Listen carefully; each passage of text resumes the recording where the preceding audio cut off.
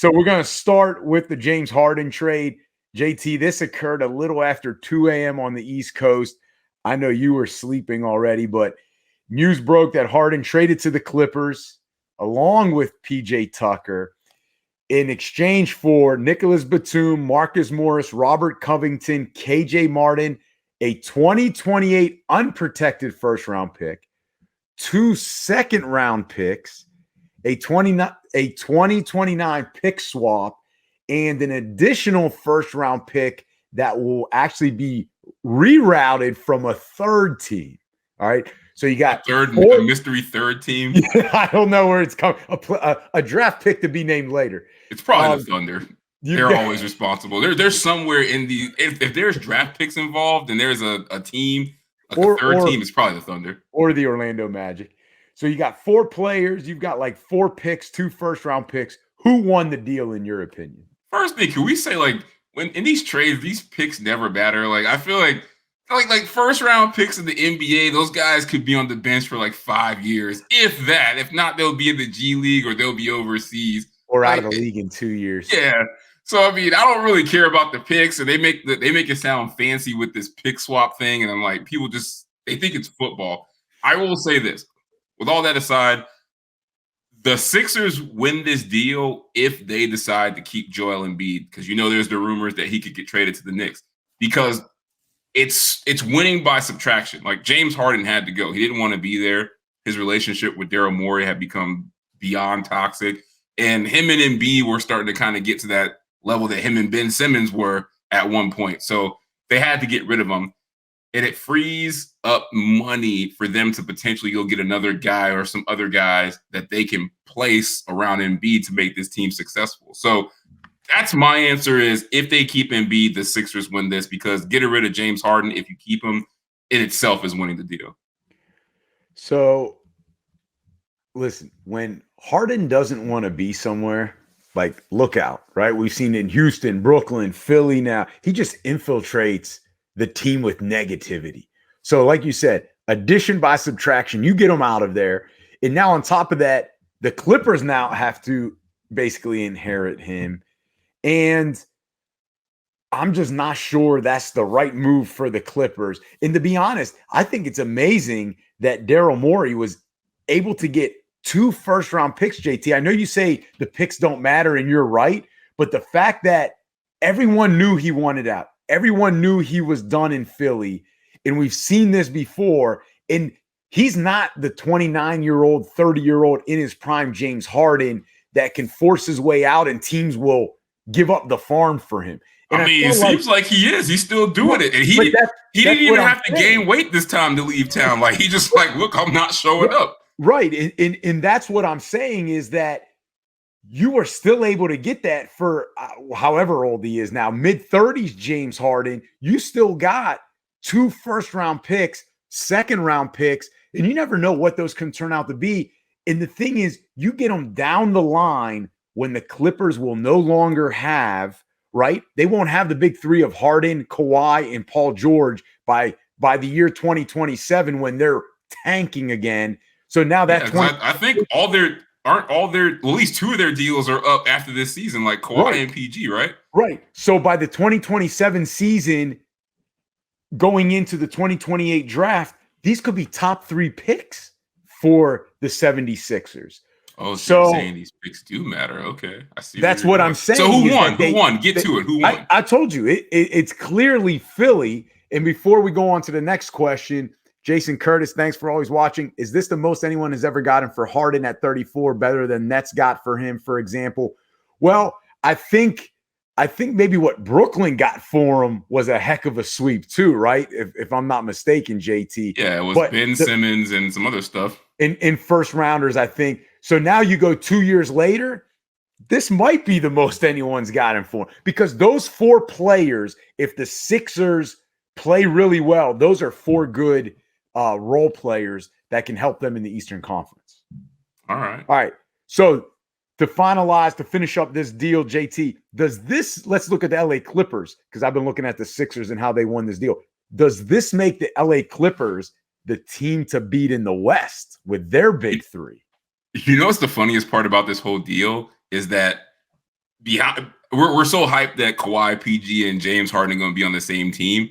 Like Russell Westbrook is still there too. And like whoever thought we'd get Russell Westbrook and James Harden back together at this point in their careers. Like, you know what this reminds me of? Oh, it was in Houston. I mean, this is the third time they're together. Yeah, I'm saying, but at this point in their careers, like they're clearly not what they used to be. Like this reminds me of like you see in the movies where like it's a guy and a girl best friend, and they're like, look, if we're not married by 40, we're just gonna marry each other. That's the situation that's going on right now. But no, because let's be real, we're not putting them ahead of the Nuggets. We're not putting them ahead of a healthy Phoenix Suns, and we're not putting them ahead of the Warriors. I barely want to put them ahead of a healthy Lakers just because it's LeBron versus those three guys, and I can guarantee at least two of those guys ain't going to be there when you need them, whether it's through injury or they're just not going to show up for the Clippers. So I cannot say this move makes them the favorite. Yeah, I agree with you. No way. I've lost faith in them. You know, they were my team like 2 years ago. I used to love Paul George. I'm not gonna lie. I lost faith in them. Even Kawhi, like I have just lost faith in them. Listen, those are three guys that are either injury prone, load managed, or at times in James Harden's career, he'll find a way, to be a problem for no reason. And the West is strong. We've talked about this.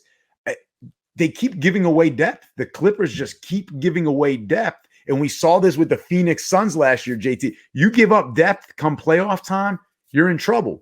You can't beat Denver. I agree with you. They're not in front of a healthy Lakers team. You still got the Suns, the Warriors.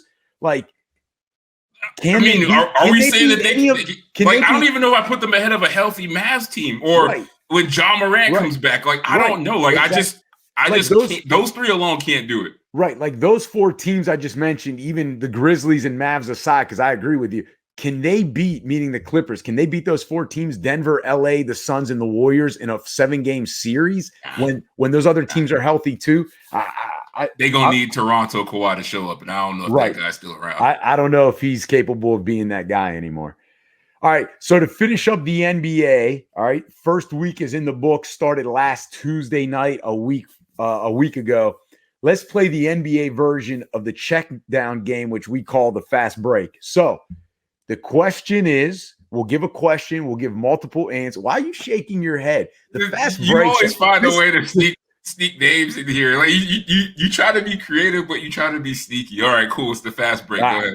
Fast break. So we're going to give you a question, multiple answers to it. We'll pick what we feel is the best answer to that question. So the question, jackpot or fool's gold? I know JT came up with that question. I mean, the way you keep using it, you would think you came up with it. I know, see? So first one is Giannis and Damian Lillard are the best duo in the NBA.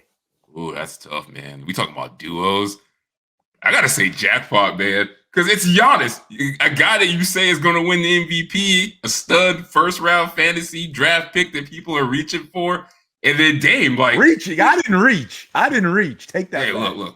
In my other draft, he went 4. So, but I'm just saying, like, we know who Giannis is, MVP, champion, caliber player, and then we know who Damian Lillard is, like maybe one of the best players to ever be on a bad franchise for so long.